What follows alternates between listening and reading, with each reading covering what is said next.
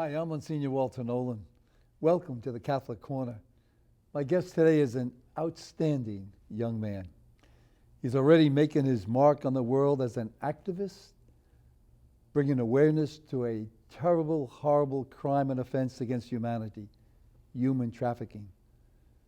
Christian Boujaoude is a junior at Monmouth Regional High School and a parishioner at one of our parishes, St. Anselm's in Tinton Falls.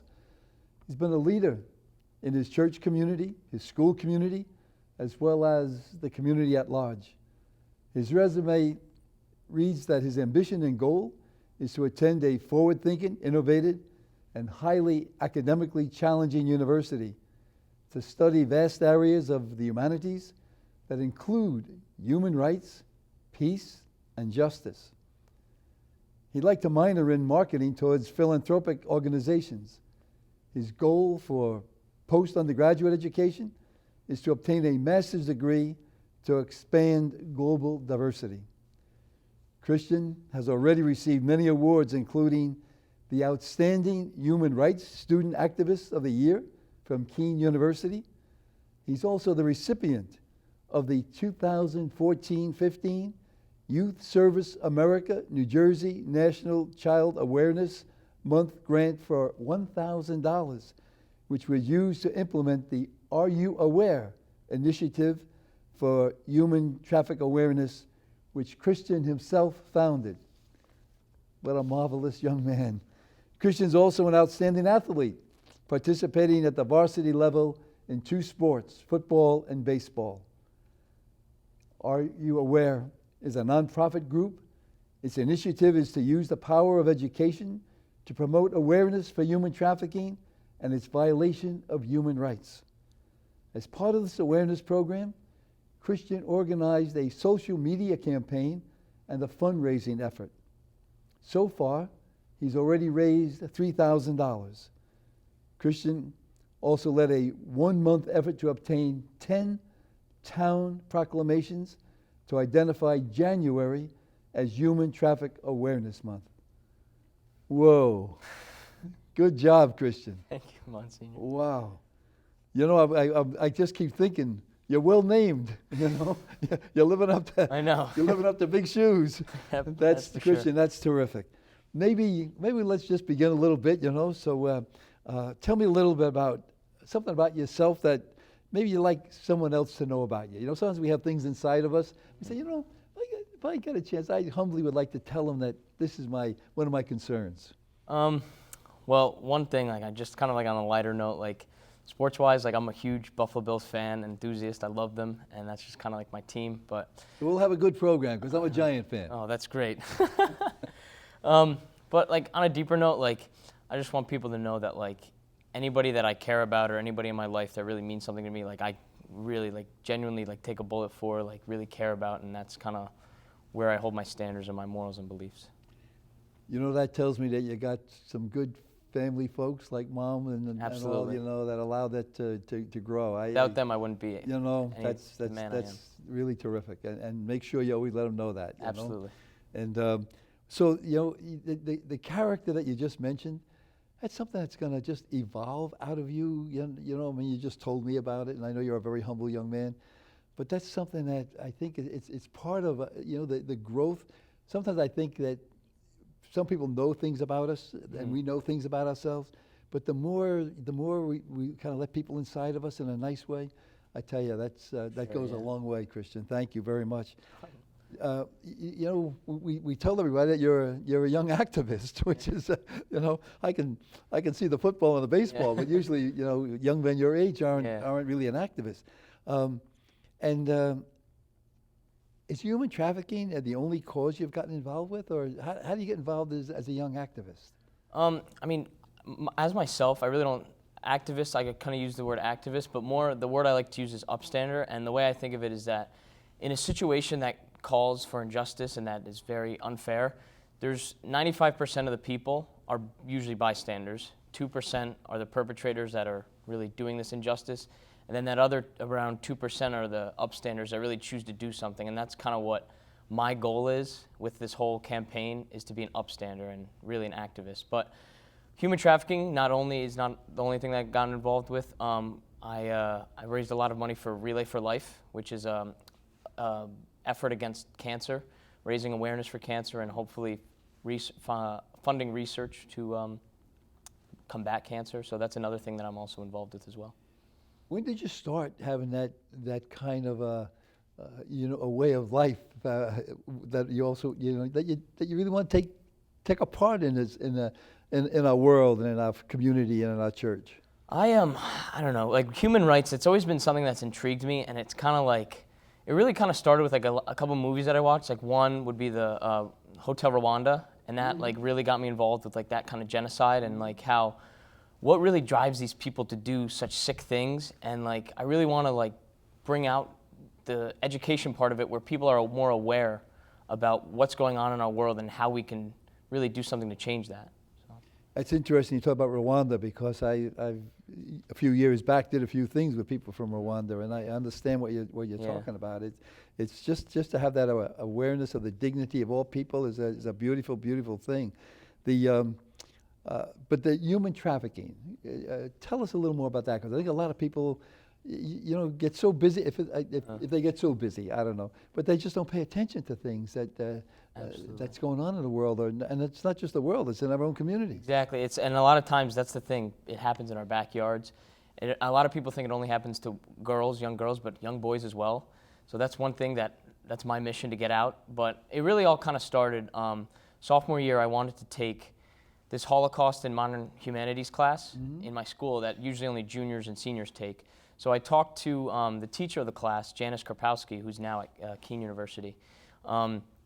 And she said, oh, there's more ways to get involved in them. And I was really curious. And she's like, there's this soap project that happens around the Super Bowl every year. And ironically, it was in MetLife Stadium last year. And you put the words football and human rights together. And I'm like, wow, I'm really interested. I'm really curious. I want to find out more. So the soap project is pretty much an initiative to put the National Human Trafficking Hotline on the bars of soap to deliver to hotels around the Super Bowl area, because that's really the peak time. That's when all the migrant workers are brought in to do manual labor, sexual acts for pretty much businessmen around the Super Bowl. So we give them to hotels, put them in hopefully their bathrooms.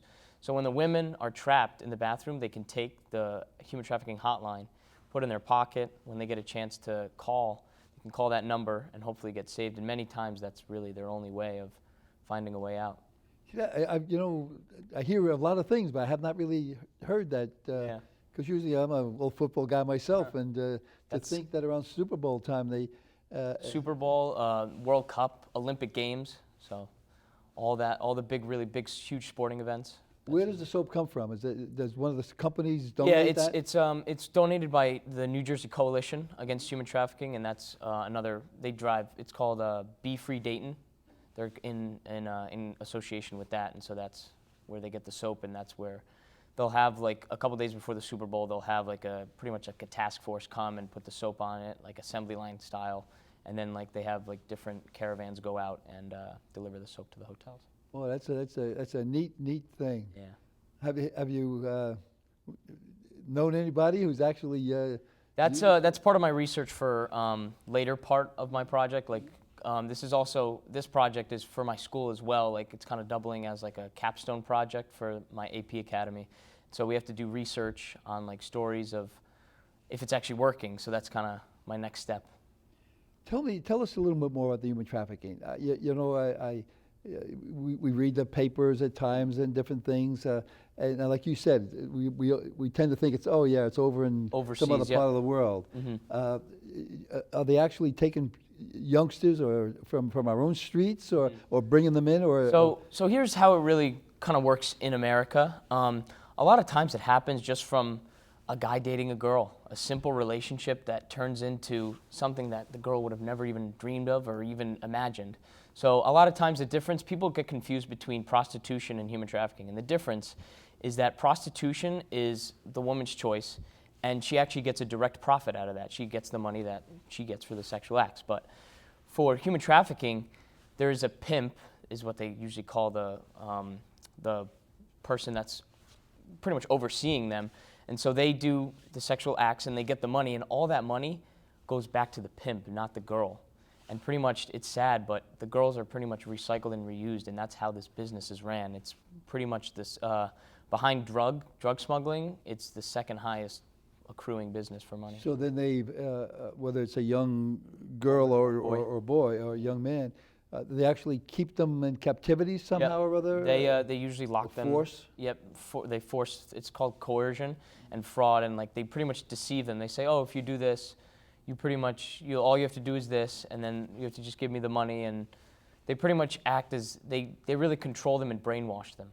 That's really what they do, and they keep them locked in like a room or like a basement or attic or something like that, and that's really, not many people know about it, so. You know why I'm so glad you're talking about that? Not only because you're a young person, but I don't think people understand, when they even deal with pornography or something like that. I mean, on one hand, it's immoral because if it's sexual connotation. But on the other hand, we're talking about an industry or something that people don't understand that they're contributing to this kind of. Absolutely. And so to get that word out, so people can understand, this thing is bigger and broader and really deeper and more wicked, I guess, if I can say that, than just seeing a picture on a screen or something. Gosh, congratulations. I can't commend you enough on the things you're doing. You're a young guy. I know in our diocese we have some other television programs. We have a Real Faith TV. Yep. Were you involved in that as a guest, or? Actually, yeah, I was on it as a guest for bullying in schools. I was a keynote speaker, but that was actually human trafficking. That was kind of my input to put as a topic for the show. That was actually officially done, and I think it turned out very well. So yeah, I'm a part of that show, and I'm a host now. So. Now, you're in high school. Has that been shown? Not in my high school, but a lot of people like that have followed my campaign have really kind of like tuned in, and like I'll tell them like, oh, go on my social media. You'll see all the links for the all these interviews and all like the TV shows. So definitely like getting the word out as much as I can. Wow, and don't even slow down. But keep your smile and keep the sports going too. It's nice. Yeah. It's nice to have a whole lot of things going on when you're a young person. Absolutely. We're going to take a look at a couple of clips that you have from the episode that you were a guest on, and one of the clips features a person, Shamir McKenzie. Yes. And I think Shamir was a victim. Absolutely. Of human trafficking. And the other is of you sharing about how you first learned about this issue, working with the program, and you've already talked a little bit about the SOAP program during Super Bowl 214 that was held at Giants Stadium. Yep. So we're gonna look at a couple of clips, and then we can continue our conversation. Awesome. Okay, Christian? Awesome. Thanks. God bless you. Thank you so much.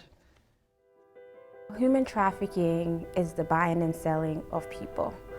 It's a very nice way of defining modern day slavery. Human trafficking is the big umbrella, and under that you have sex trafficking and labor trafficking. Labor trafficking, people are forced to work under harsh conditions for little or no money, while sex trafficking, people are exploited for commercial sex.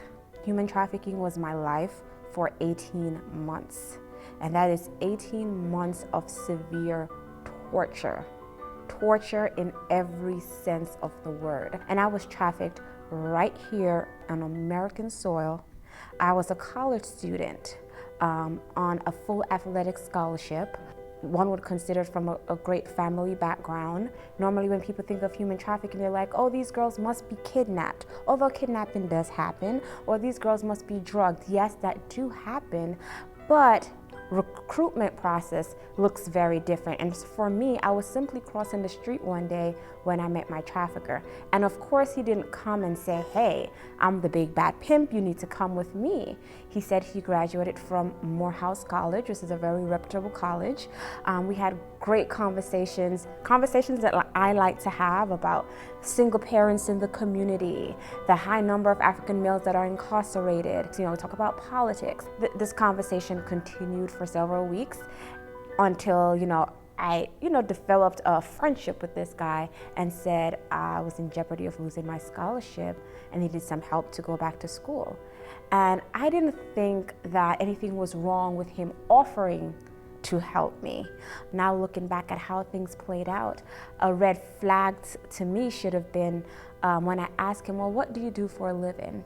And he said, I want you to like me for who I am, not what I do. He did not want to reveal to me who he was.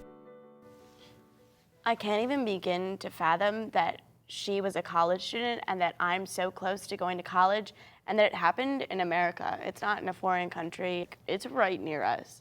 And that scares me so much. I was a part of a program called SOAP during the Super Bowl, around February, because that's the peak time for young women to be kidnapped, taken, and trafficked. The group would go to different hotels to distribute soap with the human trafficking hotline wrapped around it, so that the women who were kidnapped, that were in the bathrooms locked, could call that hotline when they were in desperate need for help. And that really raised awareness of this topic that many people really don't know about.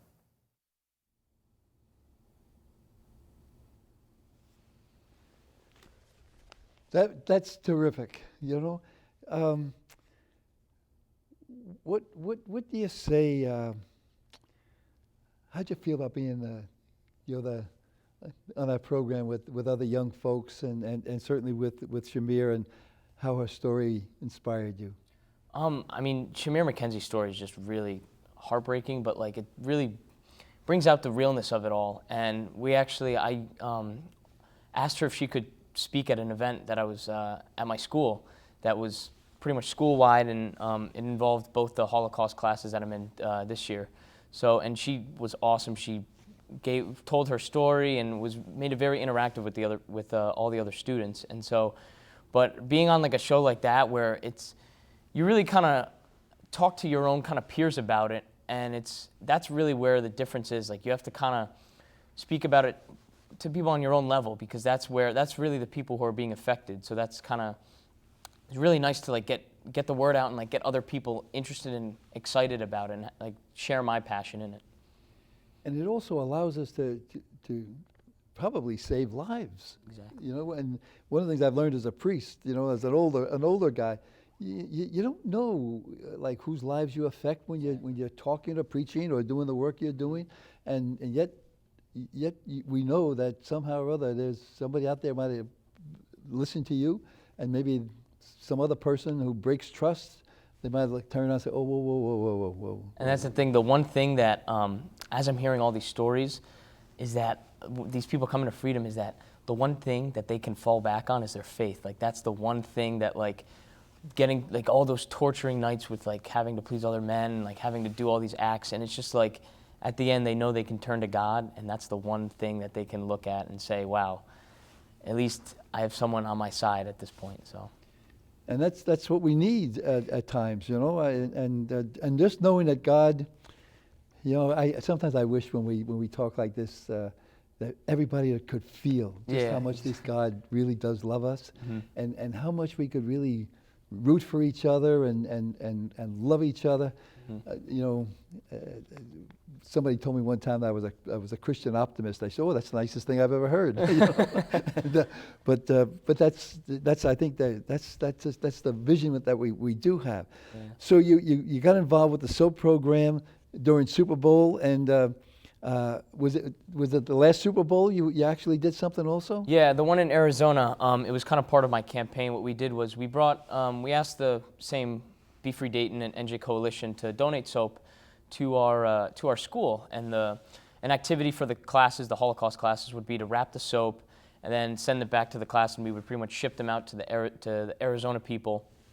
They would pretty much do the same process that we did at MetLife and at Scottsdale. So they would pretty much pass it out to all the hotels, but it would be kind of started by us here in New Jersey. So it was kind of cool. And how many people did you have involved in that? I'm going to say around probably 60 to 80 around in the school between the three classes. All classmates or yeah, or a lot of friends. different classes, a lot of the history classes, English classes. So.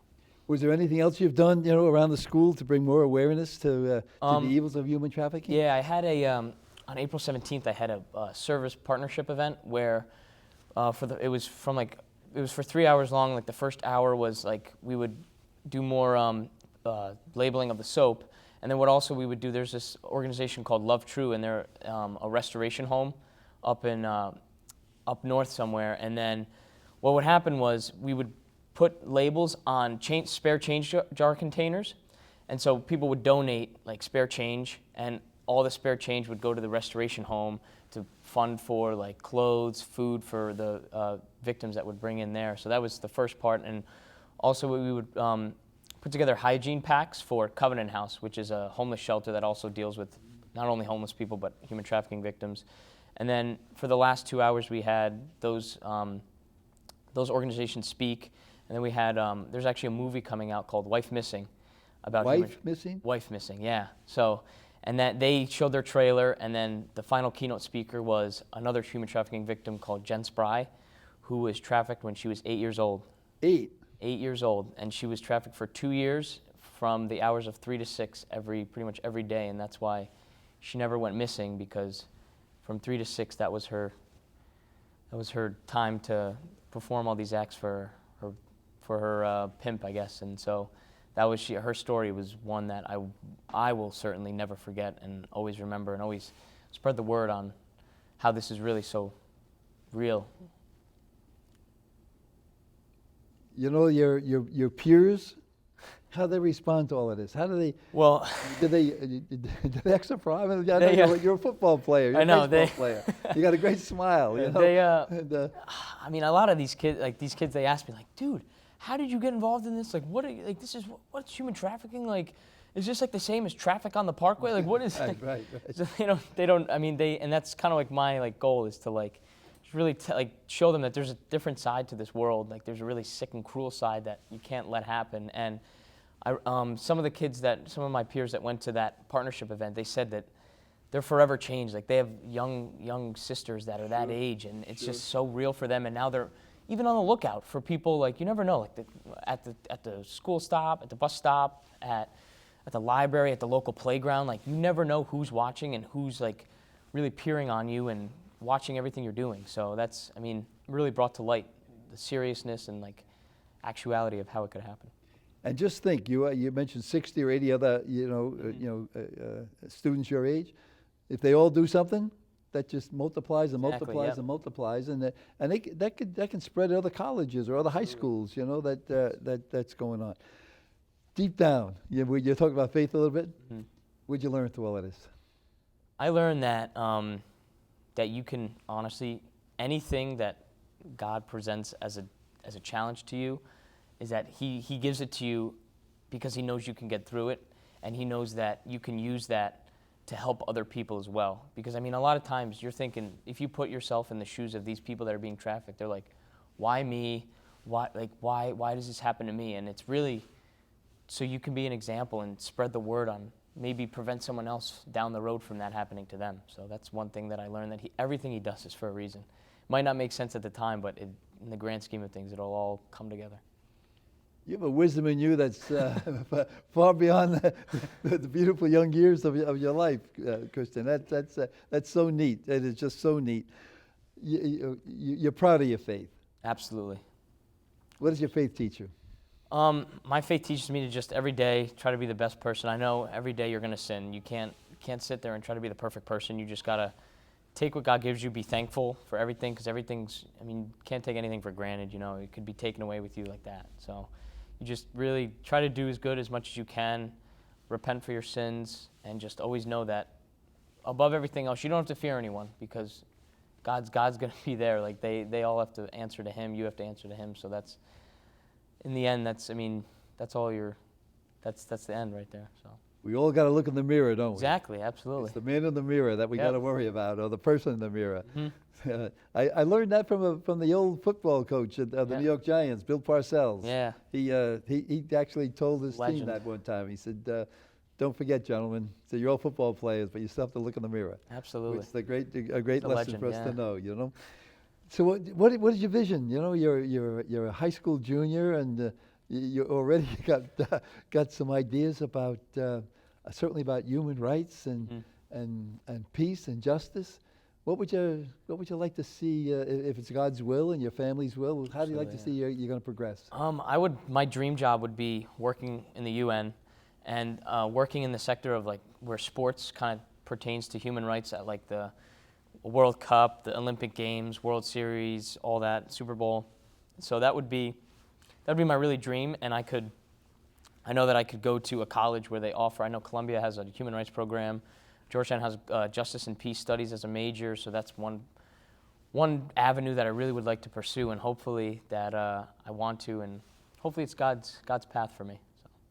So. I'm sure it's going to be, and the universities that you mentioned certainly are tremendous academic facilities. And what are some of the ways that would you ever think of like politics, or you? Maybe you make a senator or I don't know. I mean, politics in my mind is just kind of like a lot of like not being really honest. So like for me, I'd rather be in like the peacekeeping kind of phase. I know some honest politicians. I know. I mean, I don't know. For me, like I find it very intriguing how like from what we learned in like our Holocaust class is that like you can't really. One of the questions posed was that the perpetrators of the Holocaust, like, do you really impose other people's laws on them? Or do you kind of look at their country as like their own law system? But like that's really why the ICC, International Criminal Court, is like in place, and the UN is in place to create kind of like an international buffer zone and like an international kind of set of laws that it could base every other country on. And so that's kind of why it's like more universal and like trying to keep the peace as much as possible. Do you know what I just read? And I look to you young people to continue these kind of conversations. But I just read somewhere in one of the newspapers that where they can study DNA now with the computer systems that they have that are vast. Yeah. That they actually said that many of us thought, well, like we're natives of this place or that place, and whether it's American Indians, And they said in their studies, it's really interesting. They said that we're all connected. Absolutely, one way or another. They said they went back to 10,000 years or so, and they said studying skeletons they find. He said that we're all brothers and sisters somewhere along the line. Absolutely. So why do we get upset with each other? You're a great young man, and be proud of your family. And I'm sure they're very proud of you, son. And I'm proud of to have you on this program. Thank God you. bless you. Just. I just can't wait to see what you do when you get into college and out of college. I understand you have a Twitter page. Can you just give it to us? Yeah, so the Twitter page is, you go in the search bar, you can just search at Are You Aware 14. All together, the R and the U are kind of like... All together. Acronym, yeah. Christian, bless you, son. God Thank bless you so much. Join, be an activist, be young, know that God loves us. Bless you, bless you, bless you. Wow.